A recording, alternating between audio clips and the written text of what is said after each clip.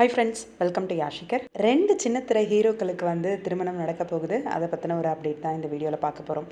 வர மார்ச் 27 அன்னைக்கு நம்மளோட அரவேஷ் அண்ட் ஹரிகா இவங்களோட திருமணம் வந்து ஃபிக்ஸ் ஆகிருக்கு. இன்னும் 9 டேஸ் தான் இருக்குது. அதாவது கவுண்டிங் பார்த்தோன்னா அவங்களோட ஃபேன்ஸ் வந்து கவுண்டிங் போட்டுகிட்டே இருக்காங்க. கவுண்டிங் போயிட்டே இருக்குது. இவங்கள பற்றி உங்கள் எல்லாருக்குமே தெரியும். சுந்தரி சீரியலில் தங்கச்சிமா அப்படின்னு சொல்லி இவரை வந்து நடிச்சிட்ருக்காரு. அதே மாதிரி இலக்கியா சீரியல் ஆஃப்டர்நூன் ஸ்லாட்டில் செகண்ட் மெயின் லீடாக வந்து பண்ணிகிட்ருக்காரு ஹீரோவாக. இன்னொரு பக்கம் ஹரிகா இவங்க வந்து ஆல்ரெடி ஒரு சீரியல் பண்ணியிருக்காங்க, திருமகள் அப்படின்னு சொல்லிட்டு சன் டிவியில். இந்த ஜோடிக்கு கொஞ்ச நாள் முன்னாடி தான் என்கேஜ்மெண்ட்லாம் முடிஞ்சது. வர மார்ச் 27 அன்னைக்கு இந்த ஜோடிக்கு வந்து திருமணம். அதே போல் இன்னொரு ஜோடியும் அவங்களோட கல்யாண பர்ச்சேஸ்லாம் வந்து தொடங்கியிருக்காங்க.